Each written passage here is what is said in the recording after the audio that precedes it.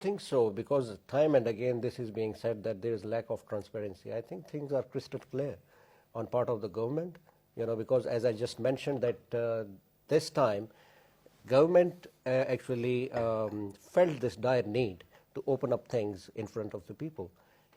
We should also remember one thing, that any projects, in any other part of the world, some projects cannot be made public in the best interest of the country as well.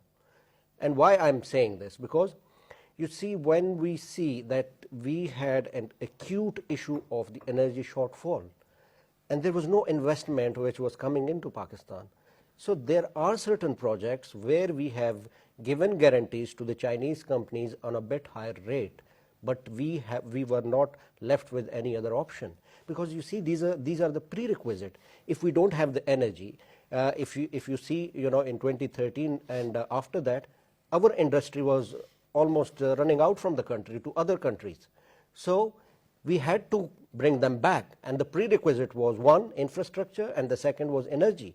So by 2021, we will, our energy shortfall would be over. Infrastructure is going great guns because of these 5 years. Now we are moving into the next phase. The next phase is that it has to be more people-friendly corridor. We want to make it a knowledge corridor. We want to make it a cultural corridor.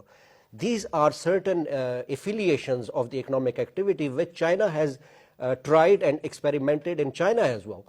We also need to understand that sometimes we need to give this economic boost a bit of time. It takes some years. Yes, obviously, this is our natural tendency that we jump onto different conclusions very quickly.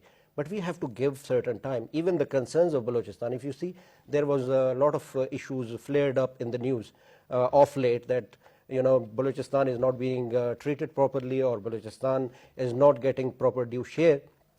I tell you what, there are 12 projects only dedicated to Gwadar, and Gwadar alone is not only sufficient for Balochistan, but Gwadar is gigantic and huge for the whole country and for the whole region. And that's why there is a lot of opposition from Indian side as well. There are more than 400 plus small ports of India.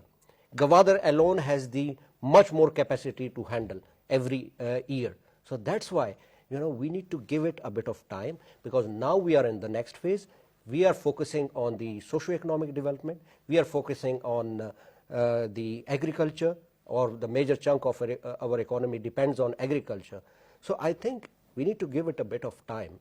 Next 5 years on, things would be very different what we see now.